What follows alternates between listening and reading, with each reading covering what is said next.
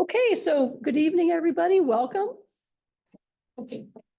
That and the ending one are sometimes the highlights of the meeting. Opening of our September City Council meeting on September 4th. I'd like to call us to order at 6:01 PM precisely.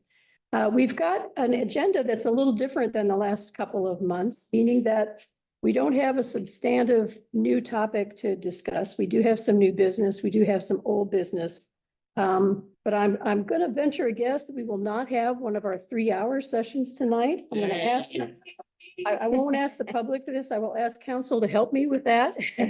That we have a slightly less long meeting tonight, but whatever it takes is what we're here to do. So we will open the meeting as we always do with audience participation. We'll take 2 runs at that. I know we have a couple of people signed up and Nancy will talk us through the folks who want to speak tonight. The procedure for that is to step to the table. We have our warm welcome sign in technology terms, facing the wrong way. But yeah, to speak there for opening comments, there's a limit of 3 minutes. We try not to be too draconian about that, but we'll give you a gentle something if it gets a little long.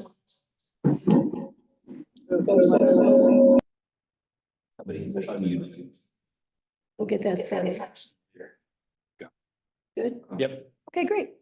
And then we'll check to see if anybody online is interested in speaking, okay? So Nancy, do we have, call our first speaker up, please? Yes, we do. Jeff Sunshine. Hi, Jeff, welcome. One of the things Jeff does when he's not coming to a council meeting to speak is he serves on our city's budget committee. So please come on over here and take a seat. If you did see any of the budget committee meetings this last round, you saw Jeff. That was his first run at that. So Right. welcome, Jeff. Let's go ahead. So, well, how this came about, and I want to talk about the city park and updating it. At the last budget meeting, it was canceled due to no agenda. I said, oh, no agenda. Wait a second, I could think of some things. And one of the things I've been thinking of is the city park. I live about a block and a half away from there. My grandkids who are 4 and 7 play there. They make friends there. A lot of the permanent residents that have kids play there. Out of towners use it quite extensively. And, you know, there's been a theme going on in the town about leveling up. And my perception of the park that it's a little bit substandard. There's rust in a variety of places. You just, sorry. Just shut it down. I'm sorry. That's okay. It's modern times. These things happen. It's understandable. There's Yeah, go ahead. elements that are rusted. There was a monkey bar things that kid used to walk on that was taken down, I guess, because it was rusty. There's paint that's chipped. There's moss all over the place. And that's just in the area of what I would consider maintenance and just bringing it up to good usage. And in addition to that, you know, last time my grandkids were here, we went over to Nehalem. They have a beautiful new park. And, you know, why should my kids that live a block and a half away prefer to go to Nehalem to go to the park? And I was talking to my son, who just came back from a trip to Hood River. He says, they have a fantastic town park there. And I said, well, what's so great about it? And he said, they have a climbing element that kids love to climb on. It's like an artificial boulder. I said, boy, that would be really cool if we had something like that here. So I'm interested in seeing an improvement in what we have now and maybe the addition of another element. And I'm willing to offer my services. I know that resources and administration and staff are in short supply. And if I could be of any help, I'm willing to take some ownership of this project. That's basically it. Thank you. So we don't, the norm for this is we take your comment, we take it in. Now's not the time to give you immediate response on it. I don't think anybody would argue with improving the park, and we'll talk with you following this about what the next steps might be. You and I spoke before the meeting began, and I said, now's a perfect time to start thinking about next fiscal year. Yeah. In some ways, we've hardly begun it, but in other ways, we'll be planning for it soon. So it's a great time to bring it up, and we'll see what we can do. Yeah, Well, thank you for your interest in participating in a solution. That's really helpful. No, that too. thank you, Jeff. Rick Jackson.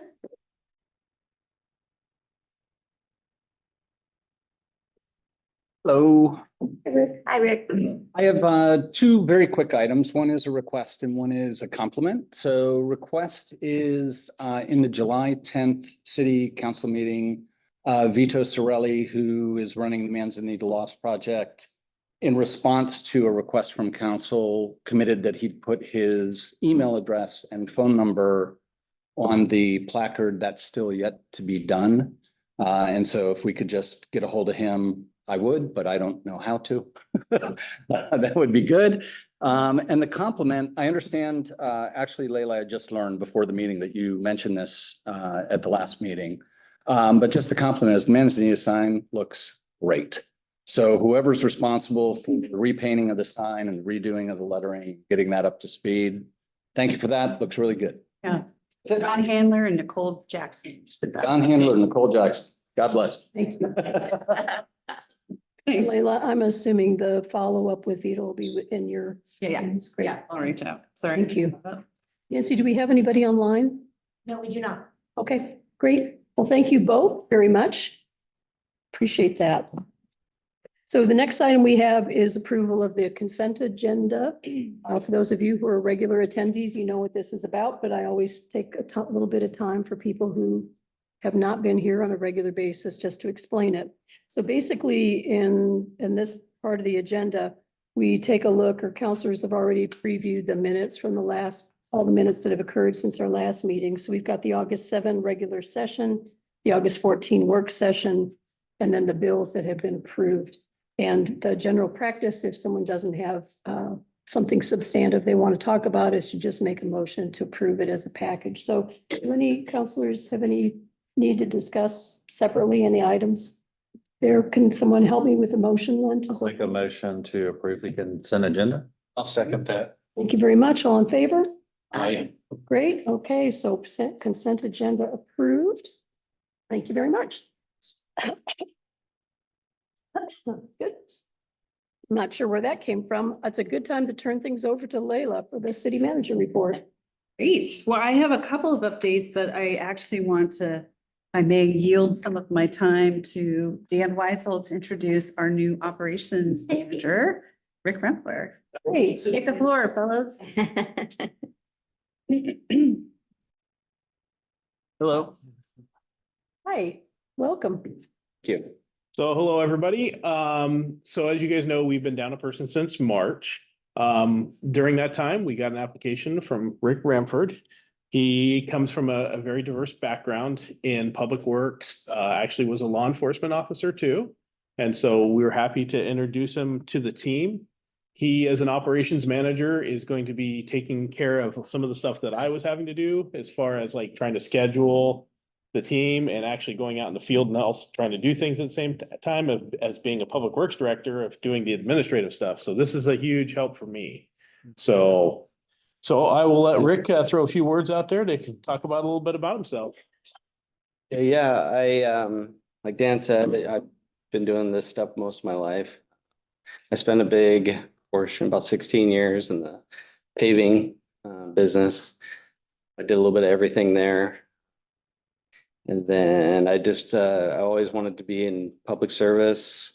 I worked for the Warrenton Public Works for a couple of years. Then I followed my dream, became a law enforcement officer, also a firefighter.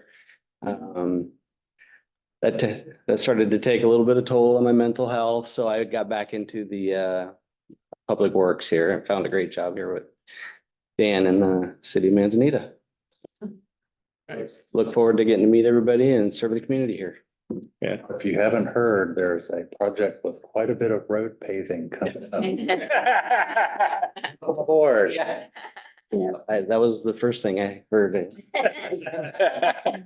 Well, it's one of our updates. I just wanted to add, Rick's resume is actually just incredibly strong, a lot of leadership skills there. So he's going to be wonderful in terms of kind of leading the rest of the team and supporting Dan. And the first thing we threw him into on day 2 was a review of 4 RFPs for that project, and he contributed greatly to that process. So we're lucky to have you. We're glad to have you here. Appreciate it. Thank you.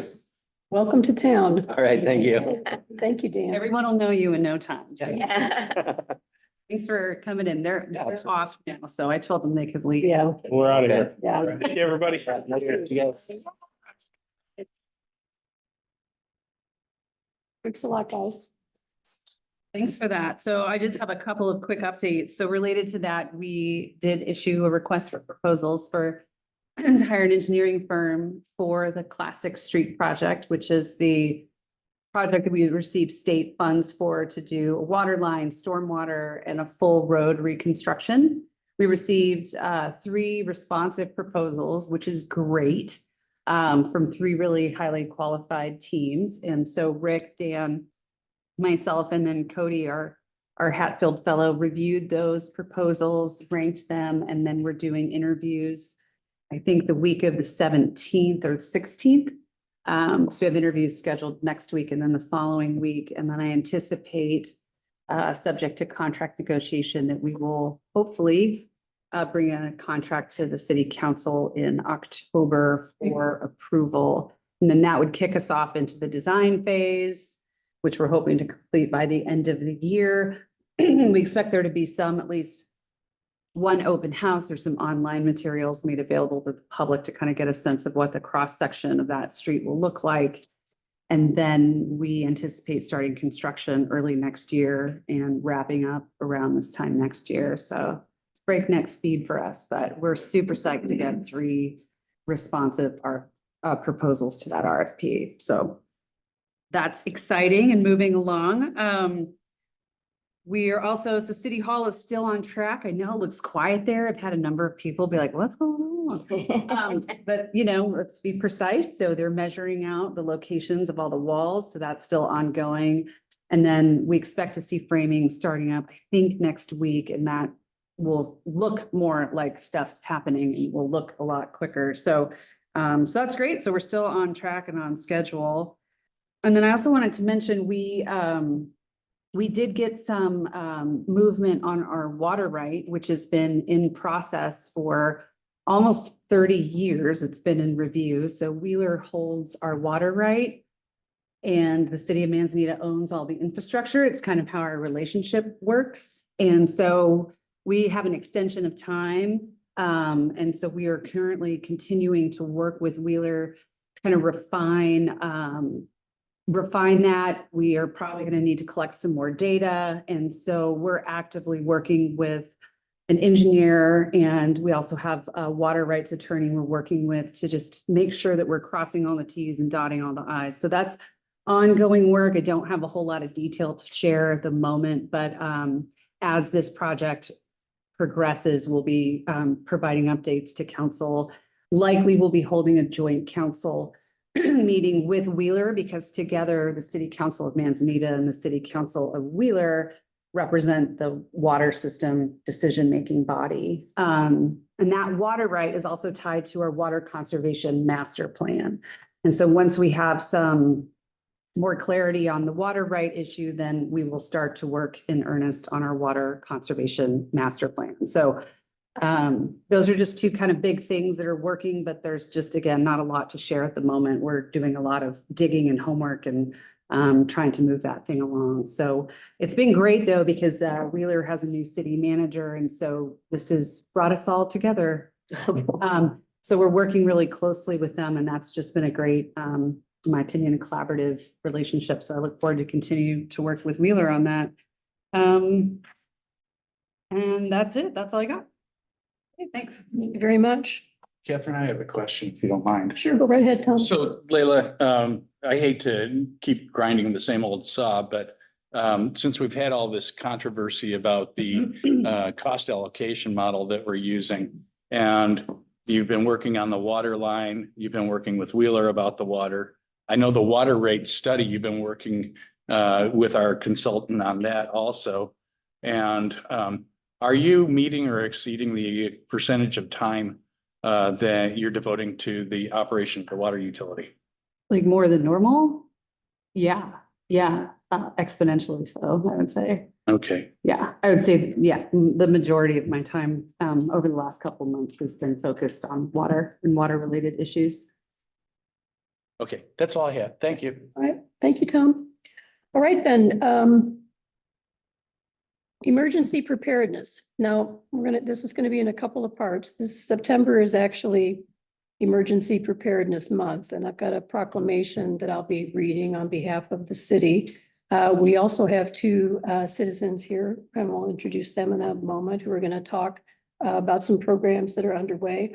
But before I read the proclamation, I'm having a little memory moment, and maybe it's partly because Commissioner Doug Olson and his wife Patty are here as well as Linda and several other people in this room. So it wasn't that many months ago that this very room held a packed house, and people were like spilling out into the street because we were talking about tsunami preparedness. And a gentleman whose name I won't remember, but I'm sure you Jonathan do. Allen. Thank Dr. you. Allen. Dr. Allen from Dogami Mhm. came and spoke, and I thought that day was a great occasion, actually. And if you don't live here, you might think that sounds kind of odd. Like, what a great thing to go talk about tsunami and see all the things that might happen to us. You know, it's kind of odd, but when you live here, you get your head around that and you figure out what you're going to do and what your attitude's going to be towards it and how you're going to cope. And we've got a lot of people in the room tonight who've been working really hard and diligently to help us help ourselves in the event of an emergency and help prepare the community at large. So to me, the reading of this proclamation is more than just the reading of a proclamation. It really does represent one of the major issues that our cities along the coast face and that we face together. One of the big challenges we all have living here, and the question of how we will help ourselves, how we will help each other in the event of an emergency. So I just was picturing this room, and it was awfully full, and it was a little cooler than it is today when we were here. What month was that? Yes, I know. I should put you on the spot because that'd be like me. So I'm going to read the proclamation in full for the record. So whereas Preparedness Month 2024 provides an opportunity for residents of the Nehalem Bay area to be prepared for any type of emergency where they live, work, and play. And whereas the Emergency Volunteer Corps of Nehalem Bay was created to promote a culture of preparedness for all the citizens of the Nehalem Bay area. And whereas taking steps towards personal preparedness and ensuring households, businesses, schools, and community organizations are prepared for disaster can reduce fatalities, economic devastation, and speed up recovery following a major crisis. And whereas continuing efforts to enhance preparedness in the Nehalem Bay region have proven invaluable to the area's response to previous crises, including tornadoes, maybe just singular, tornado and a pandemic, by remaining flexible and acting appropriately on an individual and community-wide basis and avoiding significant disruption to our way of life. And whereas participating in the Preparedness Month 2024 will increase the number of citizens who understand which disasters could happen in our community, including diverse challenges from tsunamis to the increasing threat of wildfire. And whereas emergency preparedness is the responsibility of every citizen, and all citizens are urged to make preparedness a priority and work together to ensure that individuals, families, and communities are prepared for disasters and emergencies of any type. Now, therefore, I, Catherine Stock, Mayor of the City of Manzanita, a municipal corporation in the county of Tillamook in the great state of Oregon, do hereby proclaim September 2024 as Emergency Preparedness Month in Manzanita and call upon all residents, homeowners, and businesses to support efforts to be prepared for the next emergency that comes our way. In witness whereof, and with the consent of the City Council of the City of Manzanita, I have or will hereunto set my hand on this 4th day of September 2024. So, thank you. There's a lot of whereases when you do a proclamation. Kind of like it. I can't say that word comes up very much in my life other than here, but whereas works for that. And now I'd like to introduce Mark Adamson and Megan Adamson, who are both Emergency Volunteer Corps of Nehalem Bay leaders and members. They're going to share some additional information with the community. So welcome, Mark and Lee. Go right ahead. My name is Megan, and my husband, Mark, and I are full-time residents of Manzanita who volunteer with EVCMB. And we're both involved in the communication side of the emergency response team. I'm the lead of KQMI group, and Mark is involved in the emergency activation team, as well as a broadcasting voice on KQMI. KQMI is our radio station in town at 88.9 FM All Classical Radio of Portland. We broadcast every first and third Wednesday of each month at 11 a.m. Our radio broadcasting is important for emergency situations because when our way of communication through cell phones and internet may be down, our radio station will still be broadcasting and able to let the public, including our visitors, know where to go for shelter. It's our job to clearly communicate information to the community during an emergency such as tsunami, earthquake, fire, and winter storms. However, it's important to remember that we will only be able to broadcast as long as it's safe enough for one or more of us to make it by foot to our station. I'll pass it over to Mark now. He'll tell you about the Great Shakeout. So on Thursday, October 17th at 10:17 a.m., KQMI and EVCNB will participate in the Great Shakeout, a nationwide earthquake and tsunami preparedness drill. The drill will consist of a simulated earthquake lasting a few minutes, during which participants will practice the drop, cover, and hold on procedure that federal, state, and local emergency management experts agree is the appropriate action to reduce injury during earthquakes. The drill will begin at 10:17 as we break into regular programming on KQMI 88.9 to announce the start of the drill, at which point you will drop where you are, cover your head and neck and get under a table or next to a wall, and hold on until the simulated shaking stops. If you're in the inundation zone at that time, grab your go bag and run to the nearest assembly area. If not, keep listening to KQMI for updates. So for everyone here in attendance today, there are more ways that you can be prepared in the event of an emergency, not just, minutes before, but weeks and months before.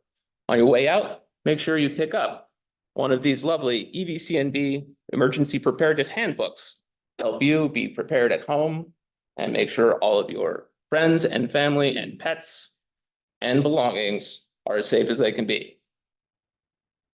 Again, please tune in to the Great Shakeout on 10:17 at 10:17 on KQMI 88.9. For more information, visit evcnb.org and have a safe and happy Emergency Preparedness Month. Thank you. Thank you very much.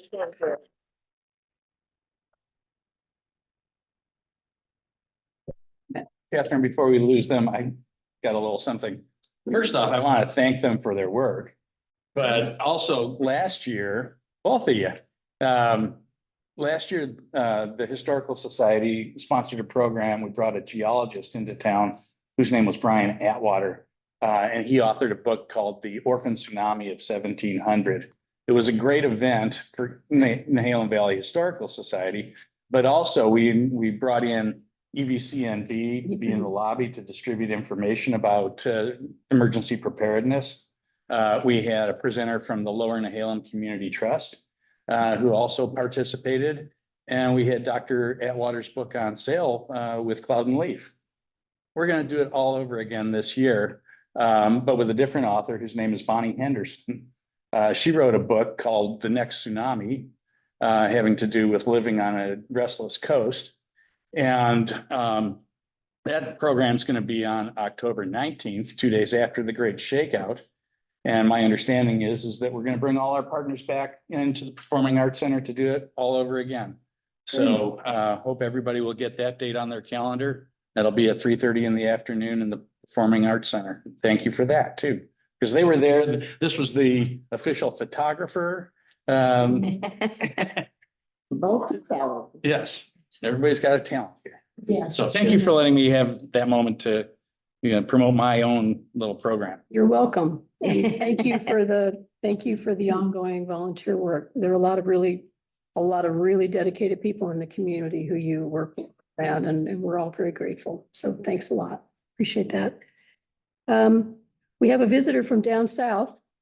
Now, if I was in the Midwest, that'd be a whole other reference, but here it means South Tillamook County. So we've got our Tillamook County Commissioner Doug Olson here, and we'd love for him to take the podium next. He's going to be giving us some information about a very important item that's going to be on the November ballot, having to do with upgrades to our emergency responders radio system. So thank you very much, Doug, for being here. Well, thank you very much, Madam Mayor and Council. As indicated, my name is Doug Olson. I'm one of 3 county commissioners that serve Tillamook County. I've only been in this office since the first of the year. I actually was appointed to take the remainder of the term that Commissioner David Yamamoto had for, I think, 7 years. But I've been in the public service one way or another. I've served on the PUD board, our electric utility, for 15 years.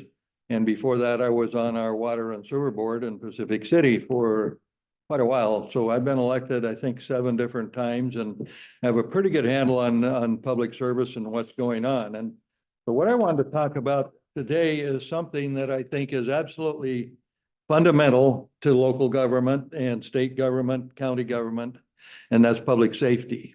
And so I'm going to start by asking a question, and you don't have to answer individually, but is there anyone in the room who does not have one of these? Probably not. Now, this is an iPhone, and there are a couple of other brands that are similar. So what I want to point out with this, Tillamook County has a public safety radio system, which when these were introduced in 2007, the system was already about 10 years old. It's nearly all analog as compared with digital, and it's dreadfully out of date we're talking about police, sheriff's office, medical, ambulance service that's operated by Adventist Health, and then also public works. So police, fire, all the fire departments across the county, and there are, I think, 6 or 7, all the police officers, including your own, as well as the sheriff's office. To some extent, the state police will fold into this as well, but they're not part of what we're talking about. So the system that we have is 25 years old, give or take. When a unit fails, and we have some technical people and they try to repair it, the parts are no longer available. They go on to eBay or Craigslist or something like that, and that's really not how a public safety system should be operated. And not that you need absolute state of the art, but you need something that functions. So I'm going to ask your staff if they would turn on a 3-minute video, and then I'll talk a little bit more about the particulars, and I'll be happy to try and answer questions. We also have over here a handout, just it's like a little newspaper. And I should say there are 2 parts to what I'm talking about. The county itself does not, as the city council could not do, is promote this. So there's a lot of factual material, including this video you're about to see, that was paid for by the county itself.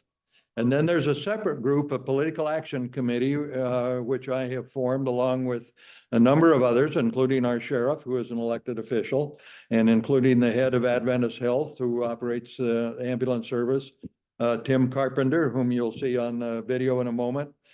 He's a retired fire chief, so he now can talk and promote things, which he couldn't do if he were just a paid staff person. But these people have come together, and we've raised somewhere in the range of $40,000 from several benefactors who said, yes, this needs to be done, and we're willing to contribute. And you can look all that up on the Secretary of State's site where they have campaign finance activity, very easy to track down. So we have that effort going on parallel to the counties. So I'll talk about that in a little bit and then, but first I'd like to see this 3-minute video. And then I'll mention just a couple of other things and be pleased to try and answer all the questions you have. So you can bring the video up. The county radio system is pretty much the lifeline of the emergency services. Tillamook County is the most disaster-prone county in the state of Oregon. We have more emergency declarations than any other county has had. It's earthquake, tsunami, it's tornadoes, it's floods, it's fire, and we work really hard to be prepared for those issues. The emergency communication system is used for everything that the fire service does, whether it's public education, whether it's emergency response, whether it is public assist. We use the radios for everything. Our paramedics use the communication system on a daily basis. So there's only one way to notify the paramedics that there's a medical call, that somebody's called 911 and that there's an emergency, and that's using our public safety emergency communication system. If that system is inoperable, there's not a backup system to notify the paramedics that they need to respond to someone's 911 call. North Tillamook County is on a very different system than South Tillamook County. And often the kind of information that we get is less than clear, and sometimes we miss it totally.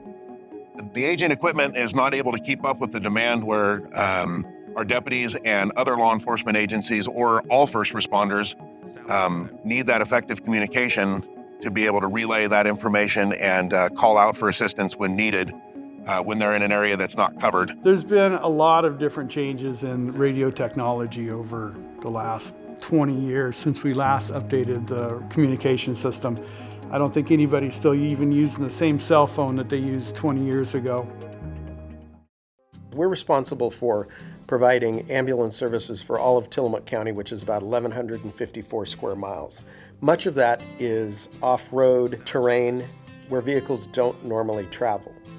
So the ability to have communication corner to corner in Tillamook County is essential for us. Our computer systems and our vehicles only work when we have signal, and this system is going to boost that, enabling us to respond and see the call information much clearer and much easier with that new technology. By upgrading the radio system, it would allow more complete communication countywide.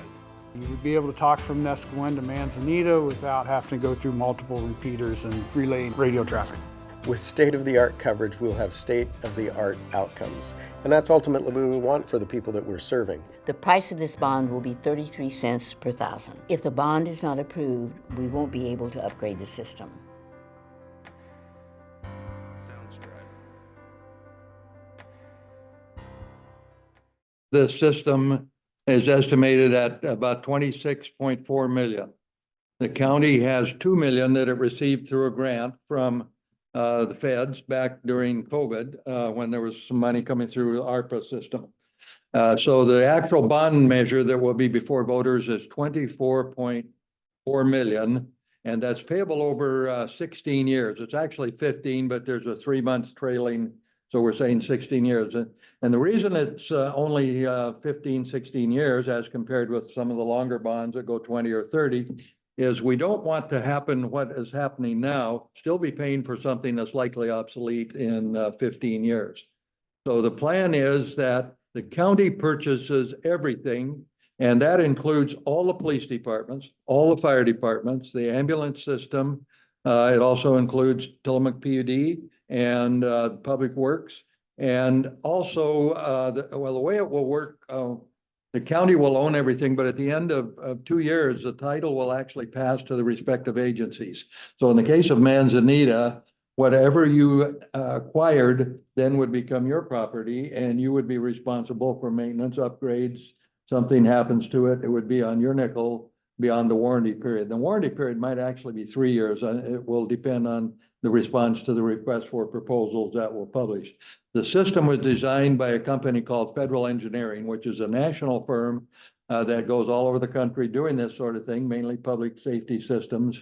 They've got a lot of highly educated engineers, and they designed what is known as a trunking system that is all solid state. It will realistically double the capacity we have now, perhaps even more, and it will fill in a lot of the valleys that we have no service.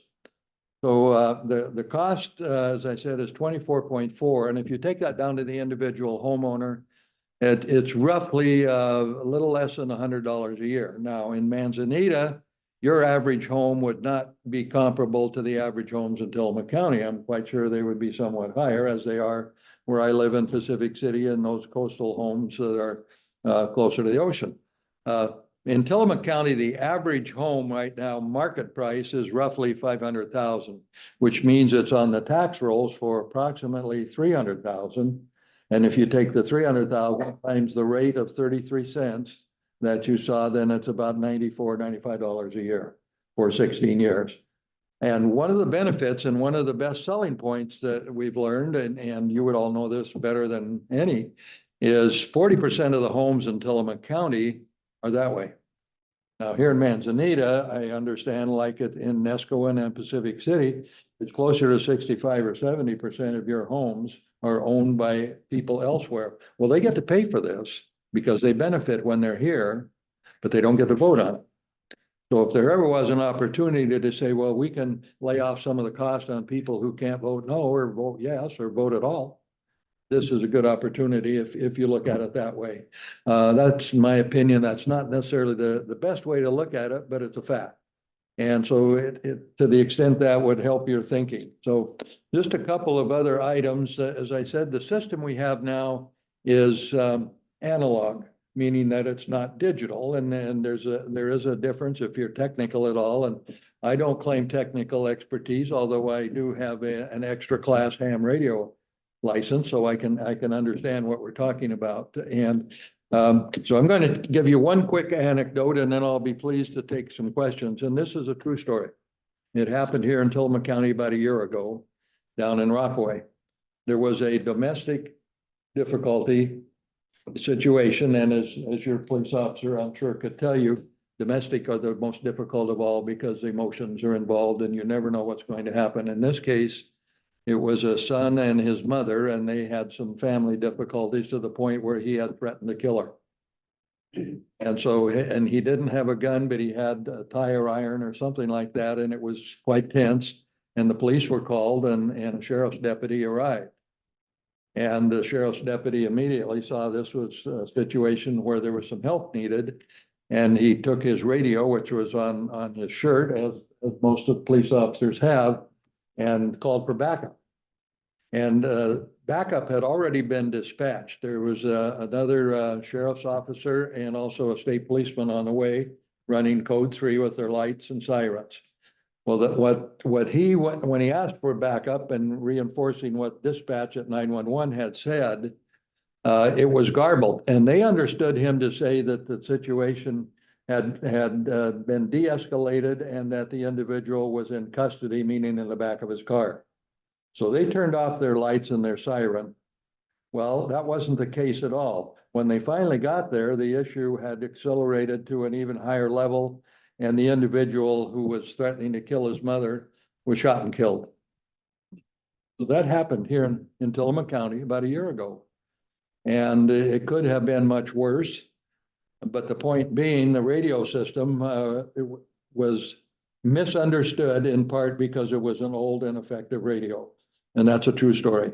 And there are, I think, others, but that's one that should hit home to all of us because we depend on our police officers. And speaking for myself, if I need to call 911 for an ambulance or a fire or whatever, I would like people to be dispatched and be there as quickly as possible. And I think everyone in this room would as well. So I could go on and talk about some of the technical and other things, but I think might be more productive if I were to try and answer 2 or 3 questions, if that's all right, Madam Mayor. Absolutely. When we start with council first, do councilors have any questions before we open it? I have a comment. Tom? Doug, one of the things that you said is, this is an opportunity for us to get some of the absentee owners to pay for something that benefits those of us who live here. But those absentee owners are also being protected in the event that I observe a vacant house being broken into or on fire. So There's a lot of different things that those absentee owners are getting the benefit of by us passing this. And I agree with you 100%. They absolutely are. I know and again, where we live in Pacific City, which is very similar to Manzanita, and we're about 3 blocks from the beach on a Tuesday in February, there's maybe 900 or 1,000 people. 4th of July, there's over 5,000. And they do indeed have put a burden on the law enforcement. Sand Lake area is, lots goes on there, and they're nearly all visitors. And Sand Lake has become a bit of an annuity for the hospital because they're always taking people who run into each other and hauling them up to the hospital. And so they call for help and the ambulance arrives, they put them in the back and they take them to the hospital. Same thing, those people live elsewhere, but they have help in many cases pay for the very system that helped them. So good point. May I ask? Sure, another? Please. Yeah, does anyone here have any question or comment, or Brad?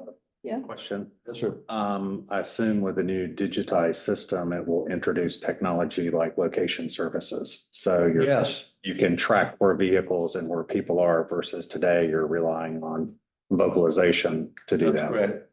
And it also be able to talk to the Coast Guard and a variety of other things. And if I can find on my notes here what it will do that we no longer can do. For example, okay, we'll have data transmission, which currently is voice only. There'll be GPS tracking. There'll also be conversation playback. There'll be texting allowed, data services, and encryption. All those are available now as standard on whatever you get, whether it's from Motorola or Kenwood or a number of other systems that provide that. And so, and also one thing I didn't mention, currently 12 towers, including one up here on Neoconi Mountain. There'll be a 13th. We're going to add one more, and that will help the coverage go into some of the valleys. I know when I was on the PUD board, they had an upgraded radio system that was not as good as this, but it was better than what is in existence elsewhere in the county. And they frequently get in a valley and need some parts or something. They couldn't reach anybody. No telephone, no cell service, and no radio service. So that one of them would have to get back in their vehicle and go up somewhere where it could have a little better reception or reception at all, and then ask for the parts to be taken down or whatever needed to be done. According to the engineers, we'll have approximately 95% coverage across Tillamook County. Wow. And that would be a major improvement. I don't know what percent it is now, but it's substantially less. And, we all live in this, I call it God's country. I mean, we got the mountains and the green trees and the rivers that go that way and they're full of fish. And I don't know where you can live at a better place on the face of the earth. And I've lived in Chicago, Illinois, and I can tell you that and that was a long time ago, but I'm a native Oregonian and this is my home. So, but the downside of that is these hills and valleys, it's not Kansas. It's not like, and a lot of this radio transmission, which is VHF, as compared with UHF and broadcast, which is way down here, is essentially line of sight, but not entirely. And so if you have enough power and the right equipment, you can reach places we can't go now, including in buildings. I'd just like to make one comment. I'll put my EVC and B hat on now. And I know you're very aware of what we do and you've been very supportive of us. But if the measure passes and we get the new infrastructure in place, I can see a lot of collaboration from a standpoint of doing drills and preparedness, also supporting our local infrastructures that the citizens use and the ham radios. So I think this is a great opportunity, not just for emergency management, but for the citizens to be more involved and know that they've got greater coverage with their radios and technology than what we have today. Well, thank you. I would agree. And as I said, we're adding a 13th tower and some of that, the GMRS, the ones that you use is essentially line of sight, but it's a little different. But I personally don't see a downside of this other than $24 million, which is a burden. But, it's sort of like we pay a price to live in a civilized society. And if we don't keep up with it, then bad things can happen, as I mentioned, the incident in Rockaway Beach. So I think fundamentally, if you look, and you would all know this, the hierarchy of what people support is typically public safety, and then parks, And then maybe some other services that local and state governments provide. And schools being somewhere, not at the absolute top, but up towards the top as well. But public safety, time and time again, across America, people have supported their fire departments, their police departments, ambulance service, because sooner or later, it becomes very real to each of us.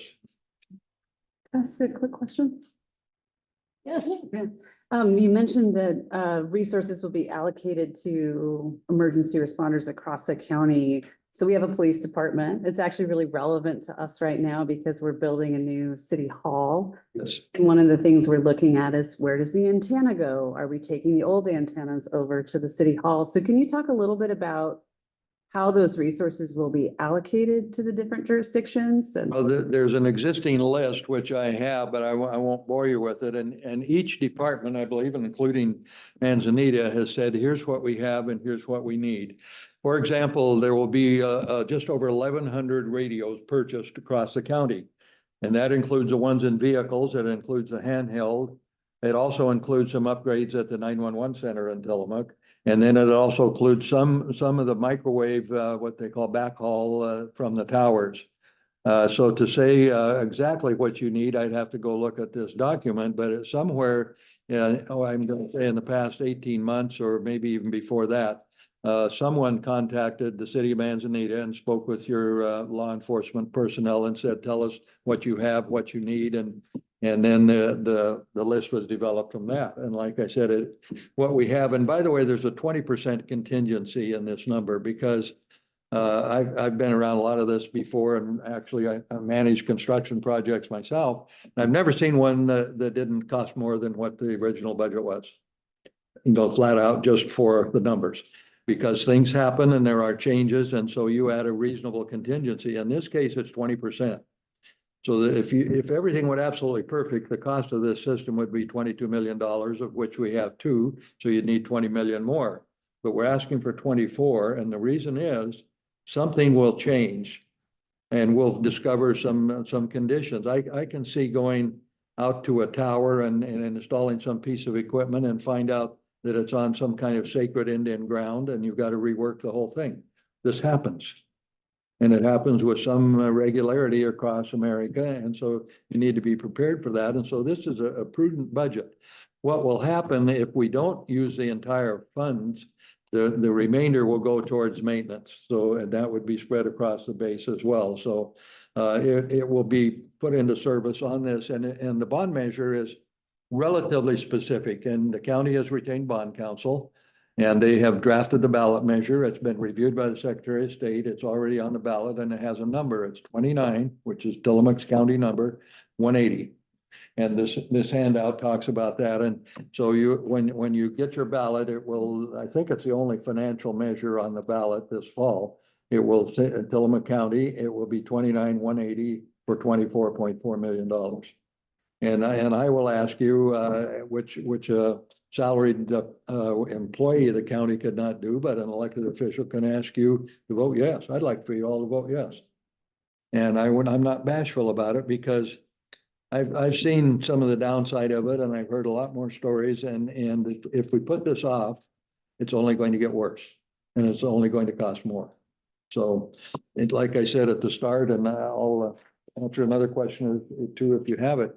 Is in my judgment, public safety is the number one thing that local governments do, whether it's police, fire, medical, or public works. You know, a tree falls down. I remember quite well when you had your tornado that came through Manzanita a few years ago. And that was it was a significant event for the Oregon coast. And I'm old enough to remember the Columbus Day storm. I was in high school at the time. Some of you were probably around here then. Thinking of this lady over here. I know she was around, and so things happen. We're not immune, and you've already discussed the tsunamis and what happens, and you don't think that's going to happen today. You go about your business, but someday these things will happen. And if I call 911 or somehow get word to them, I would sure like somebody to show up. Well, this has been a really great presentation. Thank you so much for doing that. And Leila, there's some technical data that probably Dan we could and get him, so especially as we're planning for that. but it's a very important ballot. It's critical for our public safety, and we really appreciate your time. Thank you, sir. You're most welcome, and I'll be happy to come back again or answer questions. You can email me or call the county, and I will guarantee you will get a response. Thank you very much. Thank you so much. Would also like to ask that we, Leila, do whatever we need to get a link to that video and get it posted, because I don't think anybody following online was able to hear any of that, and I think it was pretty compelling, and we want It's to. on her computer, so I've you got can it. play it to your heart. Able to get it here, all right. Thank you, Thanks so Doug. much, Doug. Appreciate that very much. Take our leave and. I think that's Thank you. okay. Safe Thank you, drive, Patty. safe drive home, huh? Thank you, Yeah, Patty. nice to see you both. Okay. Appreciate that. All right, now this is another sign that the summer is starting to shift into a different season. We've got Kendra Hall with us. We're always glad to see Kendra. Kendra is the manager of our town's beloved farmers market, and I think you're here to give us an update on how the Just season is. a good update, let you know how successful the farmer's market's been this year. And I'm here to discuss with you how grateful we are that we have been proud of the collaborative effort that we have with the city and being able to use the property that you have so graciously allowed us. I don't know if many of you know that our organization was floundering on dissolving after COVID. We were, the bank account was a little thin, taxes hadn't been taken care of. And through some three years of frugalness, we are standing on very solid financial ground. And we are, yes, money away for the in case account. We got the in case account taken care of. And so we are excited to know that the nest egg is there. As we move forward, we want to thank you for providing the space again and the porta potties. That's really, really important. And want to also thank the farmers and the people that show up every week, bringing us what we don't have to go out to get. You know, when they bring us their bounty, the fish, the flowers, the meat, the vegetables, fruit, baked goods, handmade gifts, we are really blessed that we just have to go up the street to be able to purchase those kind of things. And it is a major effort every Friday for that to happen. The Power to the Field project has added the scope of food options available, and we celebrate the 4 vendors that we've had that have been able to come into the field. I don't know if you've had one of those blessed donuts, but you might want to think about it. They are gluten-free and they're fabulous, along with the other vendors that have supplied us with amazing, amazing food. I've got some facts for you and some figures. So this is where we go with this. We have 18 weeks, estimating 36,000 people have walked into the market this year. Whoa. We have 60 plus vendors weekly with approximately about, I believe, and I don't ask a lot, but I kind of have a feel that we are putting about 1 million in sales through the market during a market season. We have donated over $1,800 in booth fees to 15 nonprofits this season. We have distributed $9,000 in SNAP and Double Up food bucks. So that is money given to our food insecure people here in the community. And we have had a lot of new users this year, so a lot of new faces at the table.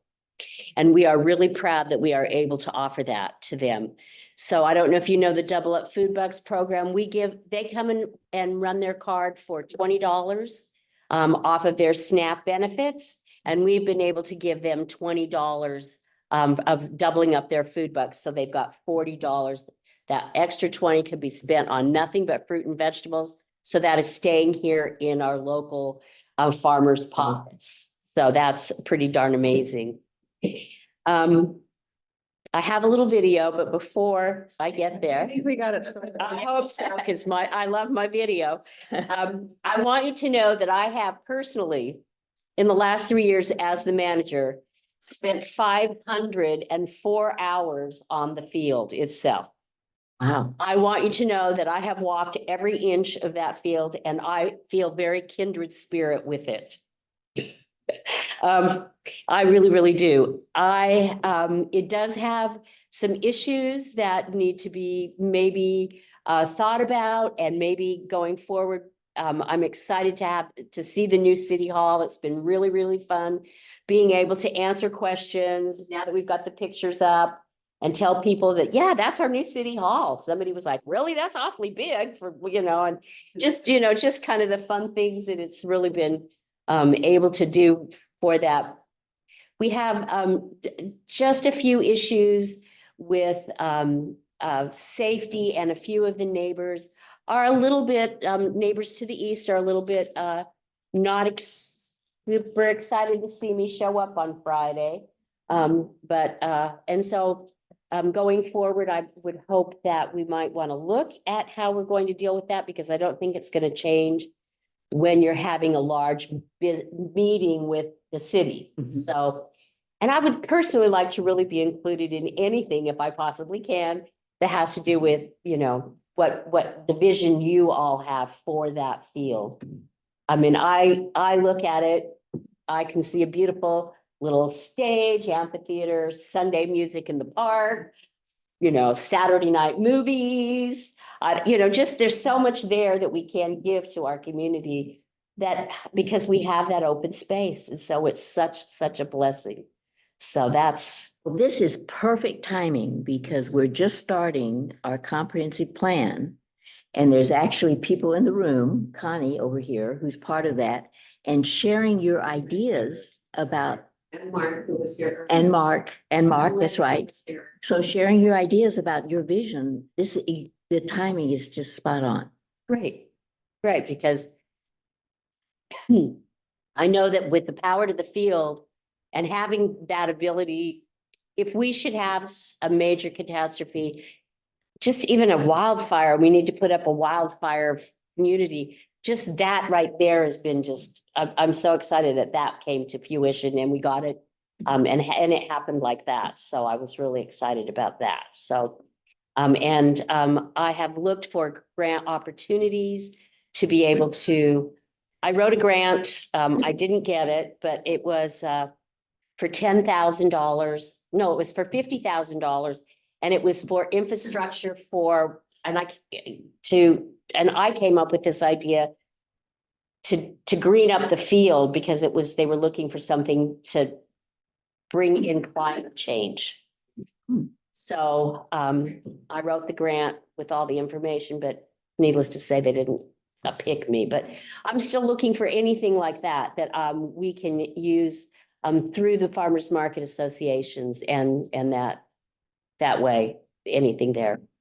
So has anybody got any questions before I show my cute little video? Let's go ahead and show the video, then we'll see. Okay, yeah. And by the way, the video is produced by a new local gentleman. And so I hope you'll enjoy it. Okay, thank you.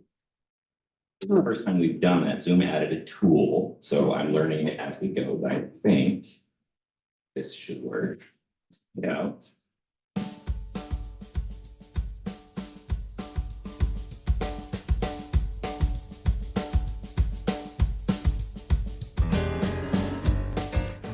Oh, hey, I didn't know you go to school here too. I'm Steve. We're at the Manzanitas Farmers Market. We got a lot of vendors to go through, so let's go check them out and have some fun. Yeah.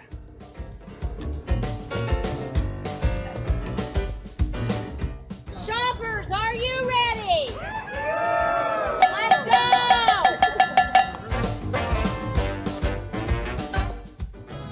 All right, sorry I'm late. Is dinner ready? You ring a bell. My home, if you ring a bell, dinner is ready.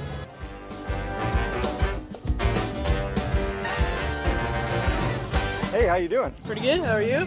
Good. What's your name? My name's Tammy, and my husband's Lance, and we're at Lance's Farm Vittles. We sell beef, lamb, chicken, and pork, fresh frozen, that we raise on our farm. Okay.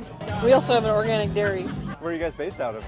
We're near Garibaldi, to the end of Miami Foley Road. Okay. Well, thank you so much.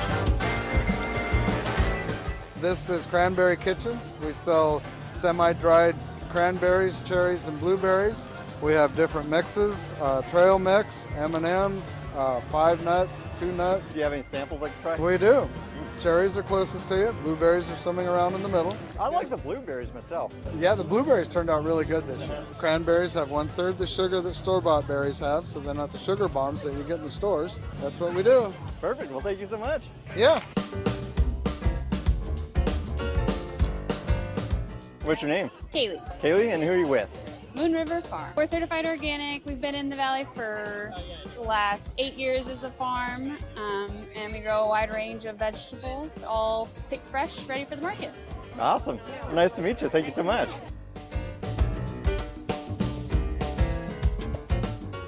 How you doing? I'm good, how are you? What's your name? I'm Jennifer. Jennifer, nice to meet you. And who are you with?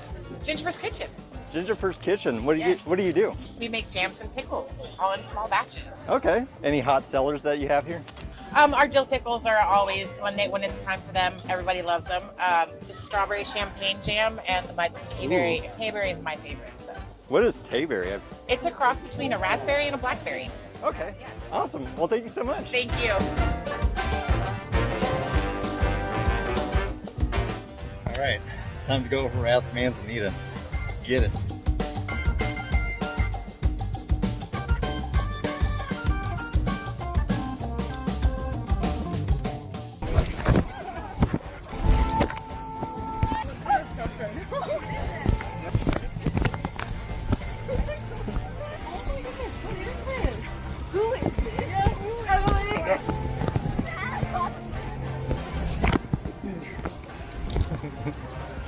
Getting hot here. I gotta entertain the fans. It's your neighbor.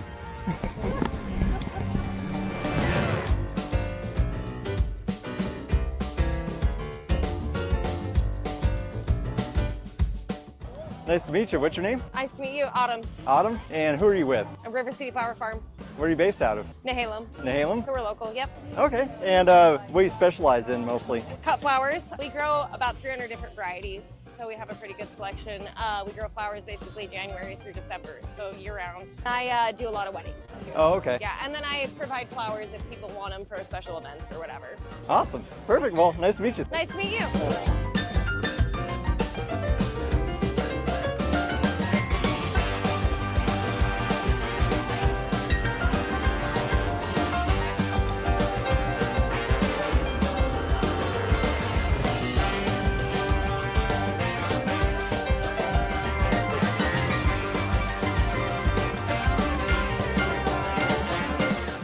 All right. Nice to meet you. What's your name? My name is Gretchen. Gretchen. And who are you with? Little Wing Home and Garden. What do you do? What do you provide? I make jewelry and these air plant stands. And Phil makes copper wind sculptures. Oh, okay. Well, it's nice to meet you. Thank you so much.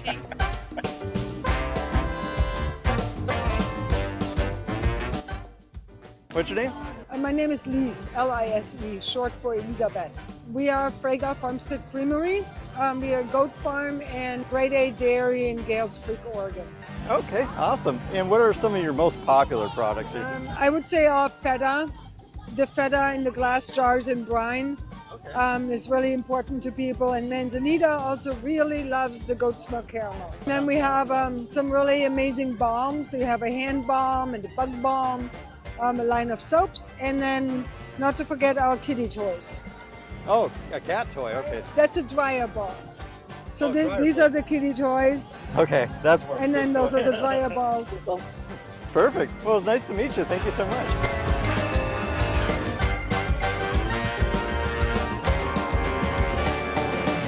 How you doing today? Well, how are you? Good. What's your name? I'm Allie. Allie. And who are you with? I'm the Aloha Hippie. The Aloha Hippie. What do you provide? I make handmade jewelry with gemstones, high-grade gemstones, Swarovski crystals, some freshwater pearls, and I just started doing some Hawaiian shells this year.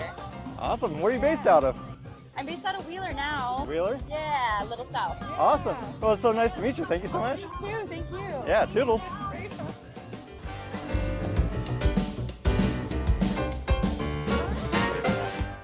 The Manzanita Farmers Market goes from 4 p.m. to 7 p.m. every Friday, all the way through September 20th. Go check them out. Toodles. Very good.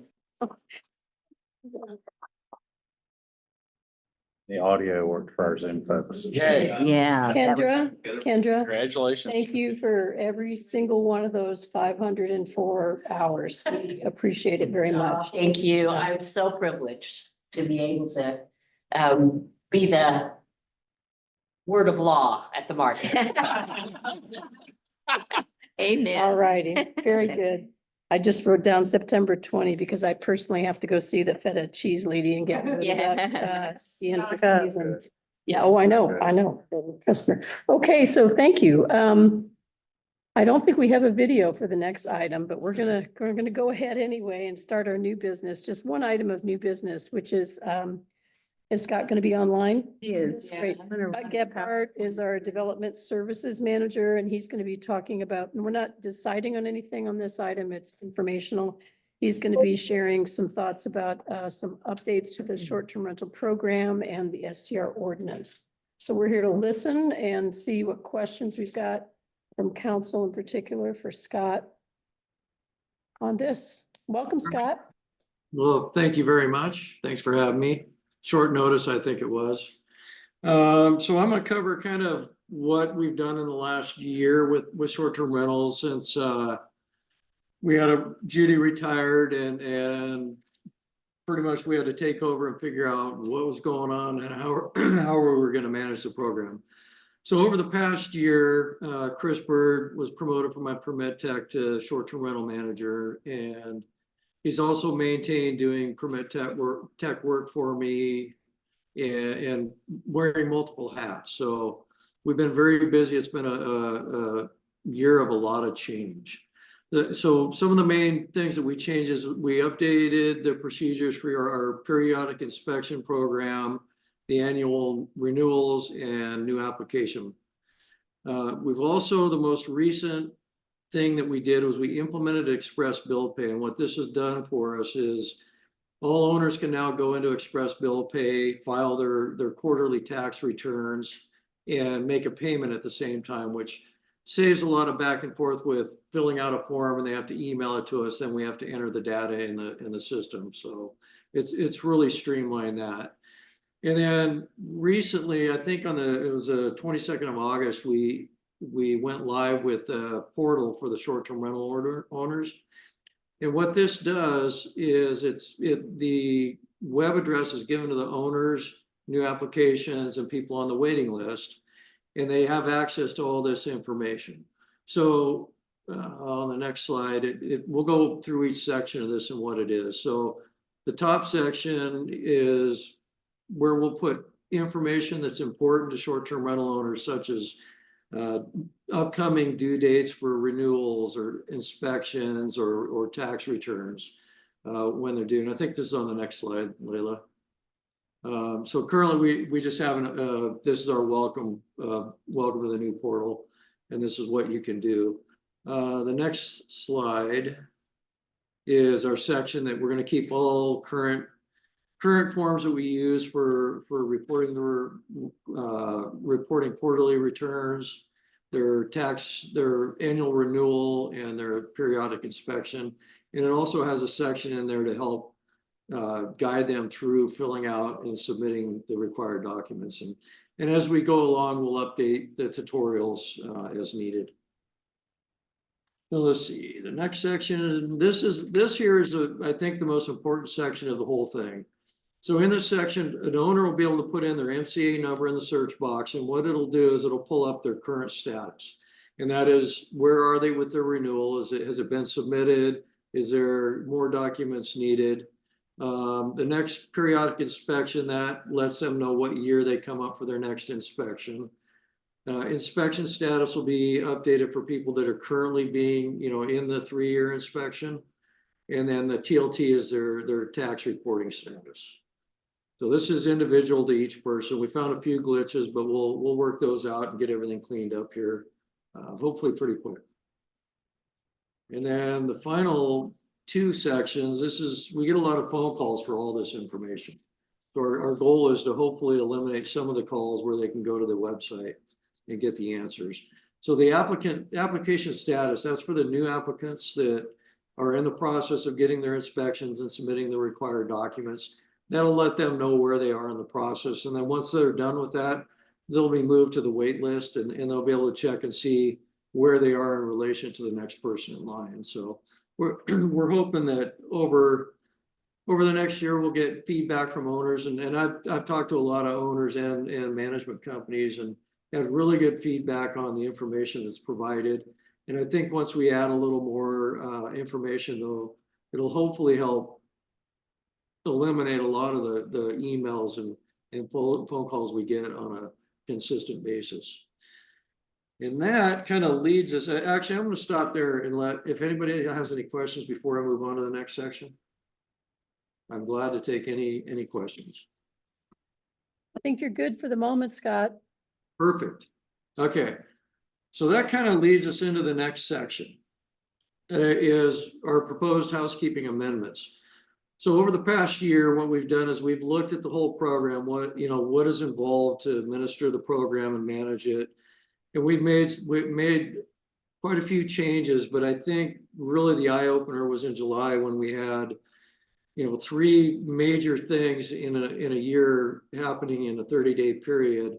And what I found was it got to a point where we couldn't answer 134 emails a day and probably 30 or 40 phone calls to stop what we were doing to verify that we received a certain document or a certain form. So the proposals will hopefully be able to spread this out over, instead of a 1 month period of time, we'll spread it out over a 3 to 4 month period, along with the other work that we need to do. And we'll continue to monitor the whole program in general over the next year and make changes as needed to improve it and hopefully make it easier for the owners to access information and process all their different paperwork. Next slide. So like I said, it'll allow staff more time to process our periodic inspections, quarterly or second quarter tax returns and renewals, because currently the way the ordinances reads is that this is pretty much all done in July. Next one. So the first proposal is to change periodic reinspection due date from July 1st to June 1st. This will allow us to catch any stragglers that may have a couple issues that need to be resolved and get that done before we go into our quarterlies. On average, we do between 70 to 100. It all depends on when their 3-year falls. I think this year we had just over 70, and next year we have, I believe it's 90 or 92 3-year inspections to do. So, and then the second change is to change our annual renewal period. Currently it's August 1st, which falls during our quarterly reporting. And we'll change it from August 1st through July 31st to September 1st through August 31st. And the sections you see at the end there is where it is found in the ordinance that we're proposing to amend, just for reference.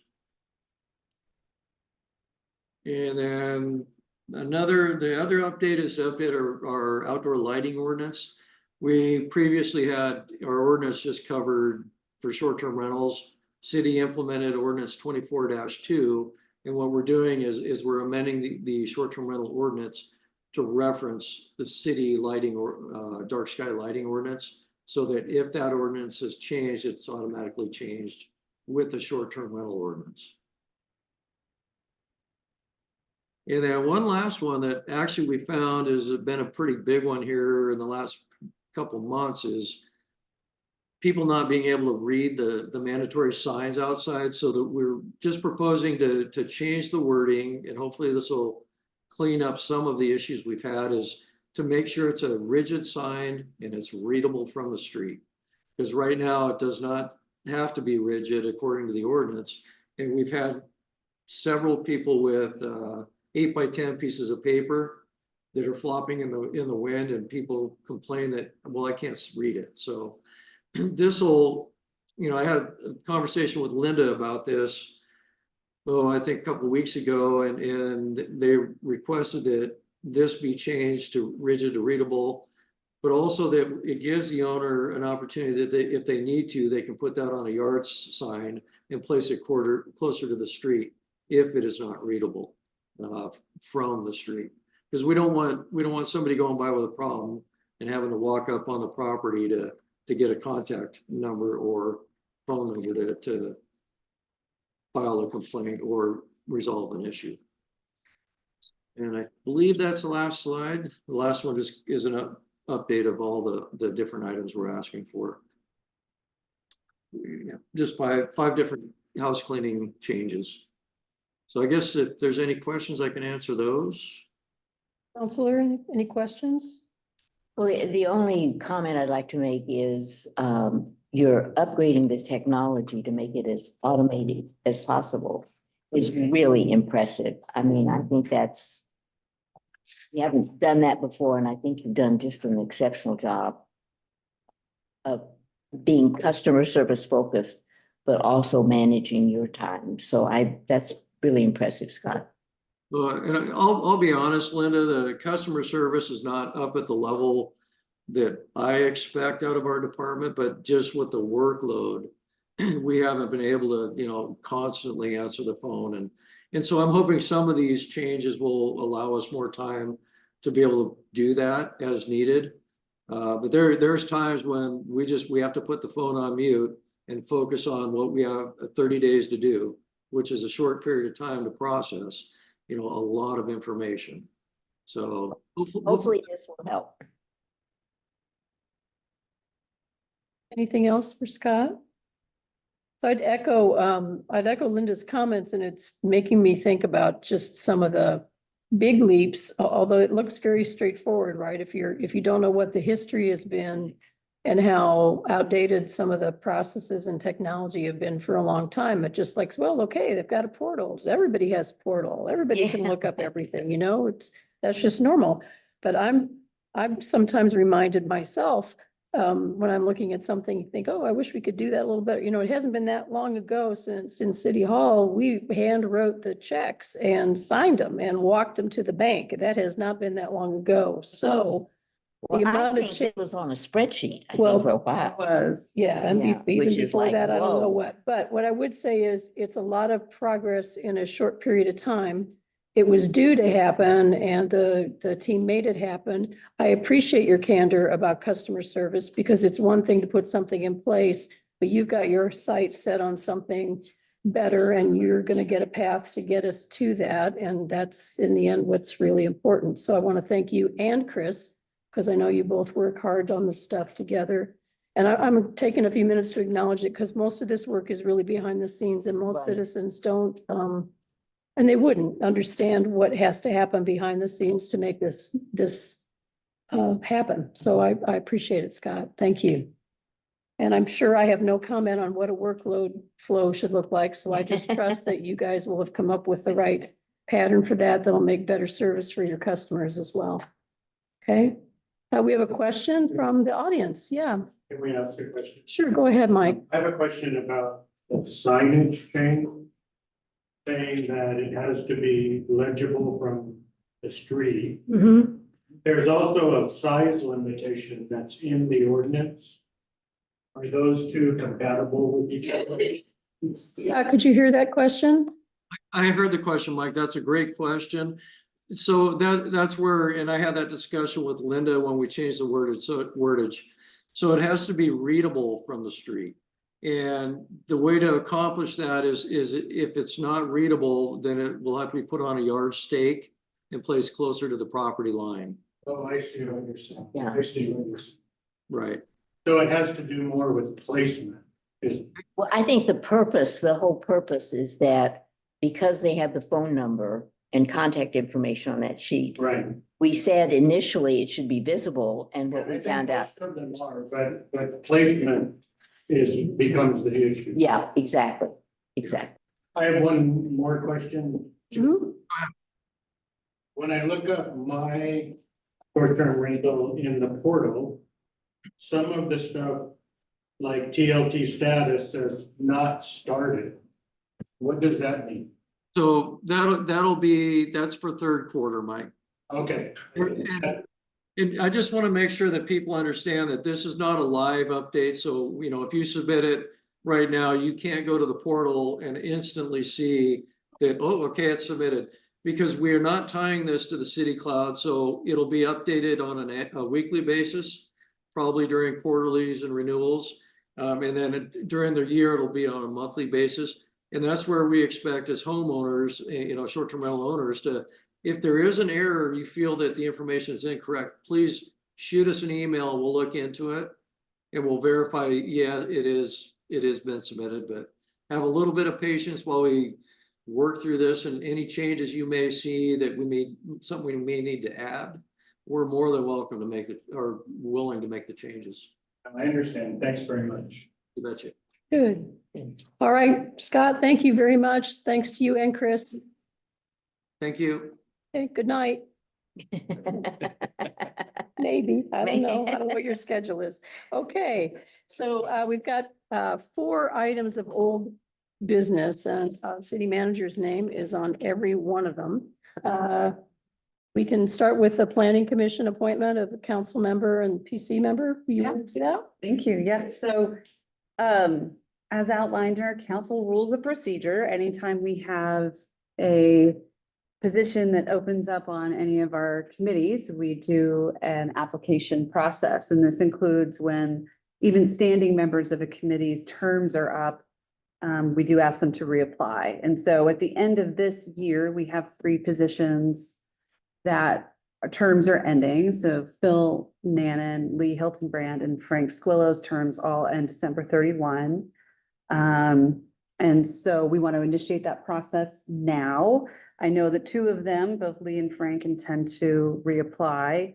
And Phil will be concluding a lengthy term of service with the city at the end of this year. So, so what we're asking council to do today is appoint a member of council to serve on that selection committee and appoint a member of the planning commission to serve on that committee.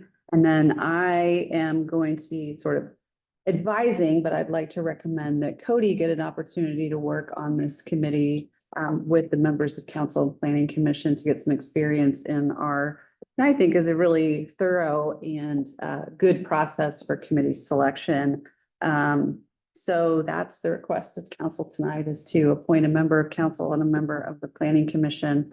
And then we will get to work on we have existing criteria. So just for good measure, we'll bring that back to council probably next month and just make sure everyone's comfortable with continuing with that criteria. And then the team will start to do the application process, solicit applications, get that out there. And then the goal is to get those appointments either by November or December. And then they would start their terms January 1. It's an exciting time to be on the planning commission. Oh, it really is. We've got some cool projects we're Yeah. expecting to come through planning commission. And the comprehensive plan is currently underway. And so that body will play a very important role in the kind of finalization and recommendation of policies that will be kind of the substantive elements of the comp plan. So it's a really, I think, important role, just beyond the importance of that role, just generally, which is dealing with land use applications. The committee will actually have more of an elevated role in the coming years because the comprehensive plan will be before them. In fact, I do want to do a plug that we have a planning commission meeting happening on Monday, the 9th at 4 p.m. And we will be, the project team will be going over kind of broadly what the comp plan process is, but we're actually going to start diving into a little bit more detail on the housing ordinance updates that we're required to do related to Senate Bill 406, which is increasing housing choice in Tillamook County, by providing more middle housing. And so we've dove a little deeper into that, and we're going to the Planning Commission to present that information, get some guidance and feedback that will then be taken to our Public Advisory Steering Committee as our prelude to a public meeting that we're anticipating happening sometime in October, possibly November. So it depends on how quickly we get through this. So there's a lot of work happening. It's a very exciting time to be on the Planning Commission. And so I hope we get a good slate of candidates for that. So. Great. So we're going to, and I'd entertain a motion if someone would like to nominate someone to be the council's I rep. would like to nominate the only one of us who hasn't had this opportunity yet. And that would be Tom Campbell. All right. Great. Tom, are you willing to serve? I am. Great. I don't think we need everybody's nodding their Yeah, heads. We need a yeah. formal vote on that. I think if you have Not- consensus, you're good. Okay, good. So Tom, thank you. I did speak with Karen Reddick Yurka. I think you did, and she is interested in being the person for her committee, which is great. Okay. And do you have a question? No. Okay, Yeah. thank you. So, thank you. So, Karen and Tom, and just as a reminder, because we don't, every several months, the committee positions come up. So the process that's in place for this city is that we have a person from council, and then we have a person from the committee itself who are responsible for managing the process of applicant applications, the interview process, and not quite the selection process. What they do is they come with their nominations and their recommendation for council, and then council ultimately the mayor, as well as part of it, take those recommendations and either approve or do something else. Yeah, So, the charter only requires that the mayor make that Yeah. decision, but the process really makes it broader. all of us. Yeah, Yeah. exactly. Yeah, good point. So looking forward to that. It's always an exciting time to be on the Planning Commission. Not everybody knows that, but there's always something interesting brewing. This is just going to be a couple of years of really much more public work. Work that there's going to be a lot of community input on and a lot of community education, especially as we learn more about housing and how our community is going to be tackling the challenges of middle housing and all the things our state's trying to do to get us caught back up. So people who want to live here can afford to live here. So it's a pretty big deal in terms of public service. So I'm looking forward to getting the candidates and getting on with it. So is there anything else we need on that one then? No. Sorry, Sorry if I missed it, but can we just talk about timeline, when applications will become available, when they're due, and Yeah, so we'll come back to council in next month and just confirm the criteria. So expect that to be done then. And then shortly thereafter, we'll post the applications. They post for a minimum of 3 weeks. So my guess is if we do that in October, we'll bring appointments to council in December. Okay. So that gives time. So we have a 3-week period to accept applications. Then we need to review those applications, and then our rules of procedure require we interview every single candidate. And so depending on how big that list is, could be done in a day, it could be done in a couple of days. So we expect that's why we wanted to start it now, is because it takes a good 4 months to get a committee appointed. So my expectation is that the regular session meeting in December, the committee members will bring a slate for council's consideration, and we do that via resolution. So that's correct. The charter delegates that authority to the mayor. Ultimately, can change it. It is done by resolution with adoption by the full body.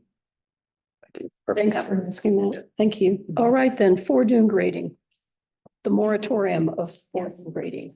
So this is just kind of as a reminder to folks that our zoning ordinance 95-4 does permit view grading for our dunes. And so a couple of years ago, we received an application. It had to be approved. That application was sent to OPRD for additional approvals. It ultimately was not approved, but through that process, the city council at that time advanced, and I worked on with the city attorney, the development of a legal moratorium on dune grading for views.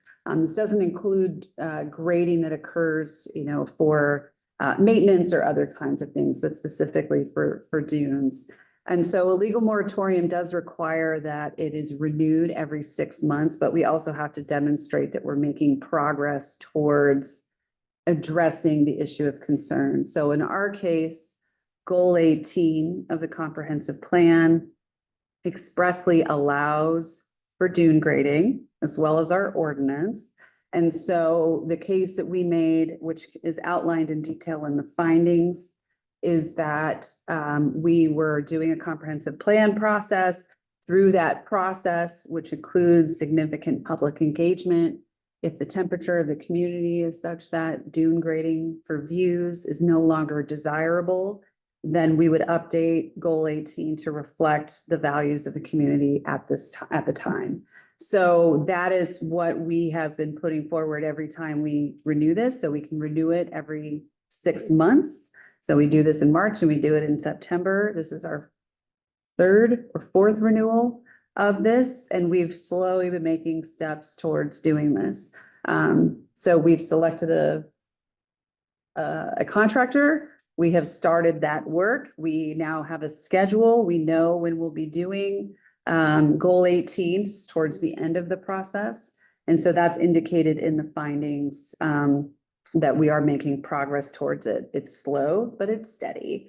So tonight I'm asking council to make a motion to adopt the findings that are included in your packet, which would allow us to extend the moratorium until March 8th of 2025. I'm assuming that I'll just check. Are there any questions? Council? I think you Okay. answered it, but I just want to confirm, we don't have a choice except for 6 months. We can't extend that or tie it to the timeline of the comprehensive plan. That's correct. So what we're doing, our extension is in accordance with ORS 197-524, and that ties to a moratorium, and that provides the timeline. Okay, thanks for the clarification. Yeah. Good question. Anything else? May I have a motion? I'll make a motion to adopt the findings presented to extend the moratorium on dune grading until March 8th of 2025. Thank you. Brad, may I have a second? Second. Second, Linda, thank you. All in favor? Aye. Opposed? Okay, motion carried. We're going to go right on then to our next item of old business, which is the recology rate resolution, which we worked on and made good progress on last council meeting. So, Yeah, that's great. So every year, Recology comes to the city per our franchise agreement and proposes new rates. Usually that occurs June 1st. We had an initial attempt at that, but there was some need for some clarification on their request. And so we delayed that decision. Recology was here last month, presented city council with 2 options. One of those options was to increase only the side yard service rate for the 32-gallon garbage. And that would be an increase of 53%, which would align with the 90-gallon rate. So there was, for some reason, only a couple of pennies really difference between a side yard rate for a 32-gallon, but a much larger difference for the 90-gallon. And then the other option was to do an increase across the board for all customers. So council elected to move forward to reach consensus last month with option 2, which is a 53% adjustment on the side yard, 32-gallon garbage service customers only, with no other increases for other customers.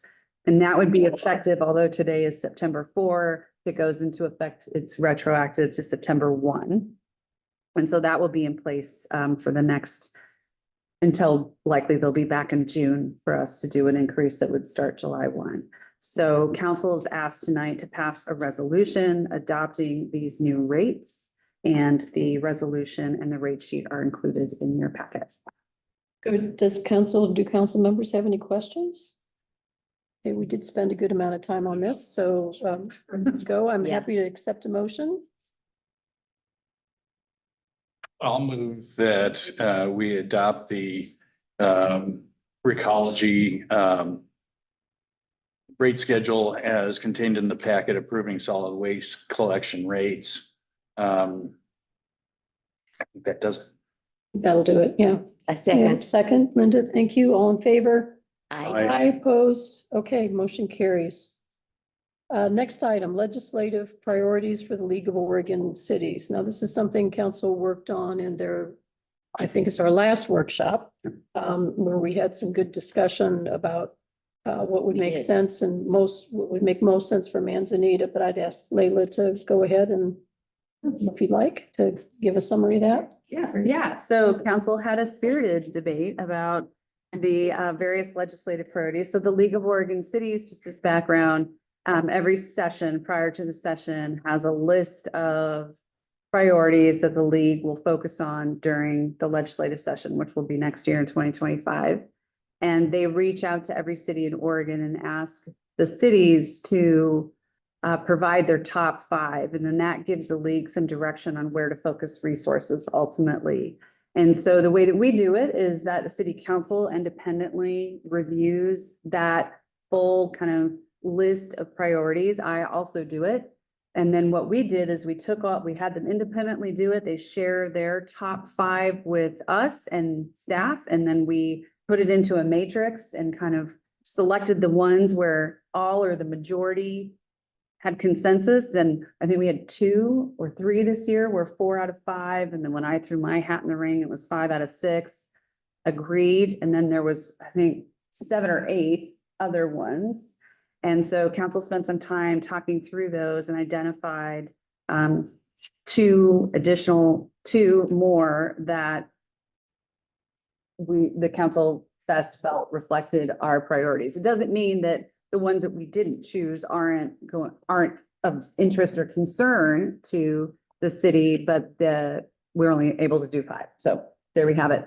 And so the list of those are infrastructure funding, which we were the beneficiaries of this year. So someone asked, and what does the league do for us? And the league helped us get $3 million to do, approximately $3 million to do Classic Street. And the league does a lot for the cities.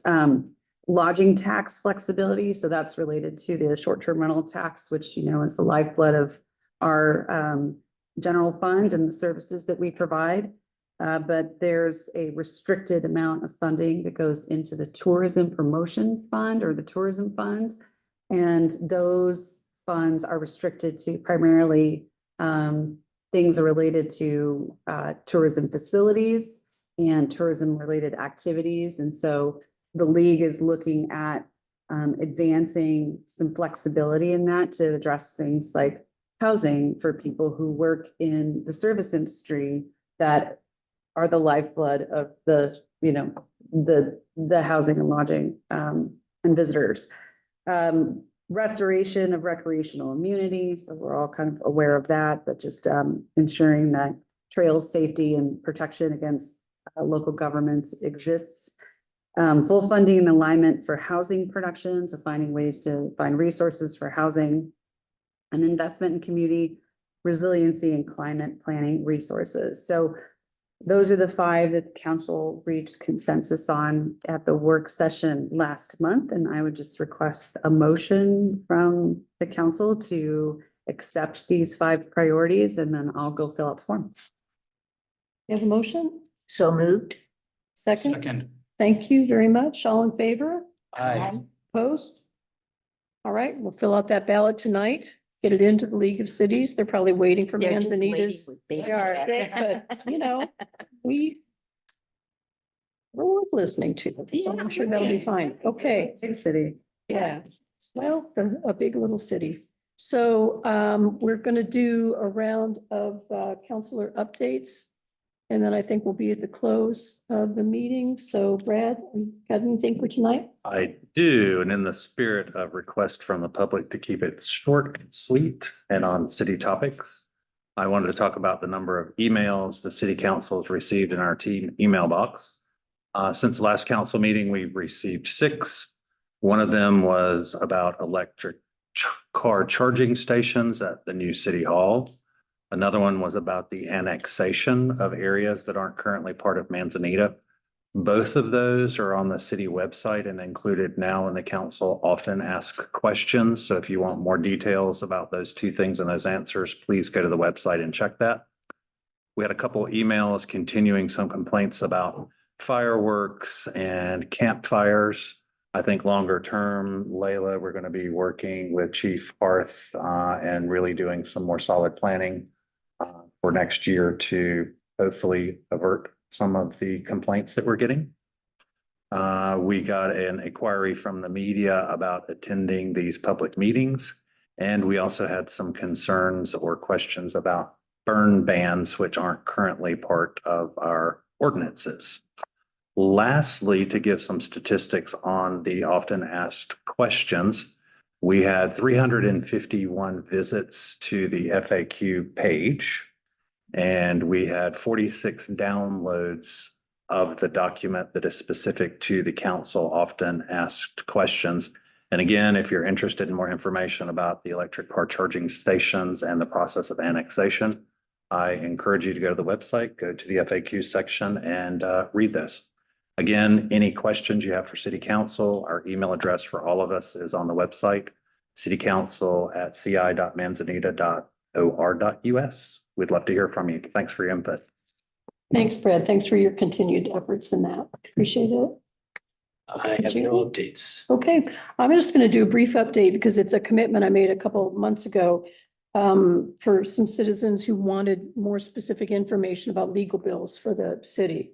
So I started this 2 months ago, last month, because of a timing and how the bills arrived. We didn't have anything to report. So the number I've got tonight reflects the last couple of months. So then the way this shows up for those of you who follow, and we do have citizens who do this, who follow the bills that are in the packet every month. So Miller Nash is our attorney, the city's attorney, and the bills for this month finished at a little over $29,000. So the question is, what were those bills for?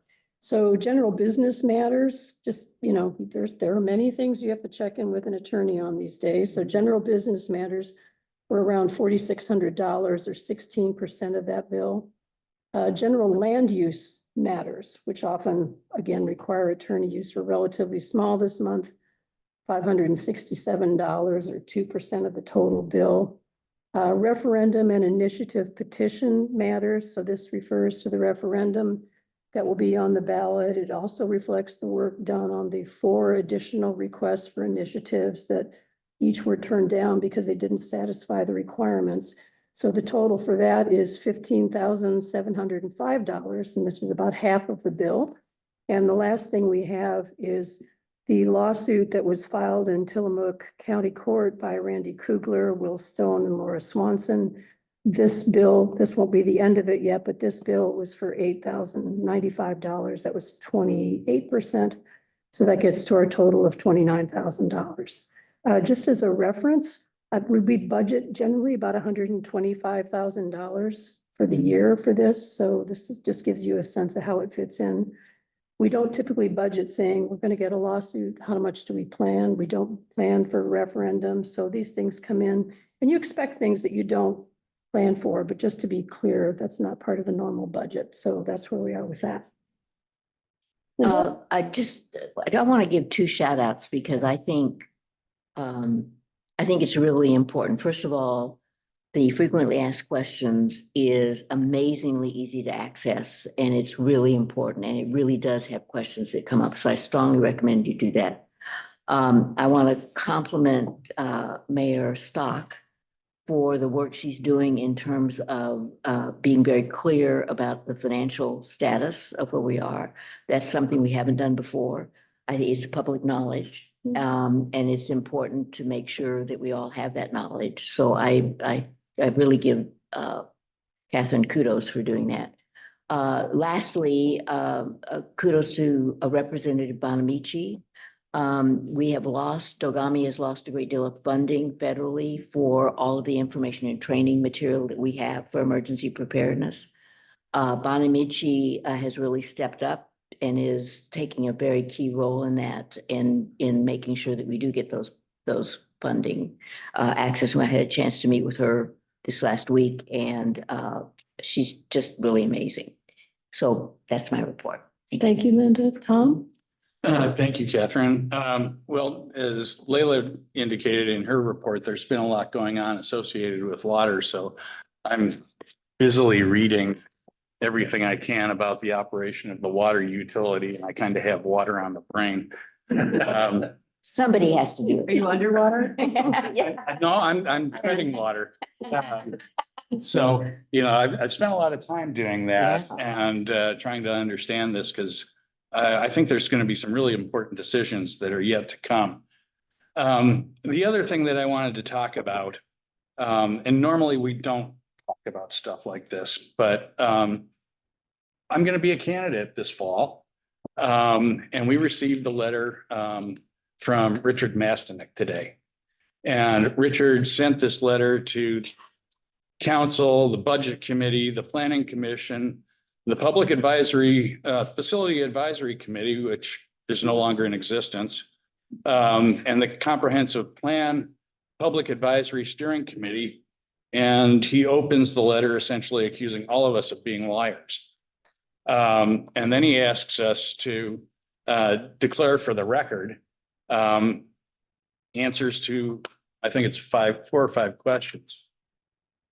And in the sake of clarity, I think, you know, transparency requires that I answer these questions. So am I currently, or have I, or a close family member been involved in the short-term rental industry in Manzanita as either a short-term rental owner or a short-term manager? And the answer is yes. In 2020, my family bought a house with the expectation that my daughter would live there. That didn't work out, and we converted it to an STR. My younger daughter is now living there, and it's no longer an STR. Are you currently, or have you, or a close family member ever been involved in any type of business venture inside Manzanita city limits? And he goes on with examples, and the answer is not other than to own that STR for the period of time that we ran it as that. If you have or have ever been an STR, will you declare the years you rented your property and provide a reasonable guesstimate of how many tens of thousands or hundreds of thousands of US dollars you earned by renting your Manzanita property as a short-term rental? The answer is I earned nothing. We rented it from 2021 through July of this year. And between the fact that the STR fees went up, it's impossible to book these facilities year round. And so you live on what you make in the summertime. We have house payments, utility payments, management company fees, and I went in the hole. So I didn't get tens of thousands, hundreds of thousands. I paid. If you support STRs and an industrial level of tourism in our residential, would you share briefly why you feel it's appropriate? And the answer to that is that there's an STR committee that will report soon, and they're doing really great work. My decisions will be guided by their advice, my own experience, and our shared view of Manzanita as a quaint, but more to come on that, because the comprehensive plan is about to be developed, and I don't expect to just dismiss the recommendations that they come up with. So let's see, the 5th question, will you briefly share your thoughts and desires and hopes for our community? And I think I just answered that. So in closing, I'd like to say I was disappointed to read this letter. It's not the first of these that we've received from Richard, but don't call me a liar. I really take offense to it. And if you really want to know what's going on in this city, you know, you should attend work sessions. You should watch what's going on in the committees, and then you can actually speak with a level of intelligence.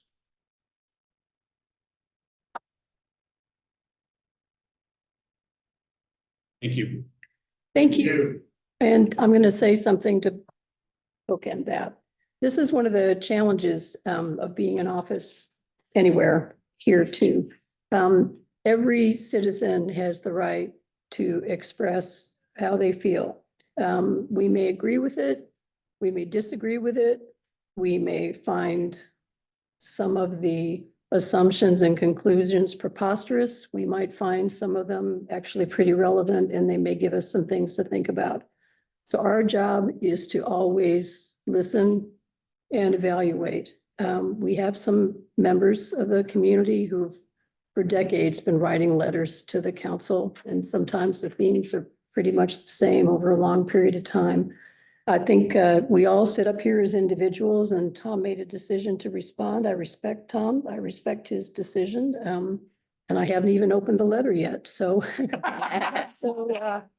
Yeah, but I do want to emphasize, because I never want anyone to feel that they cannot express their opinion on something.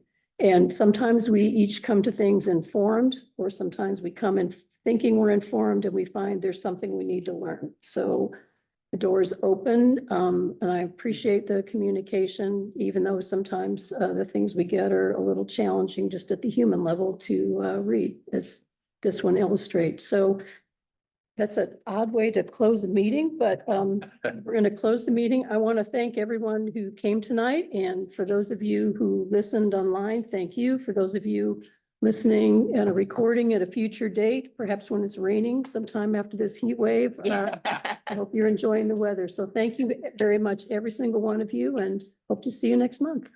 Okay.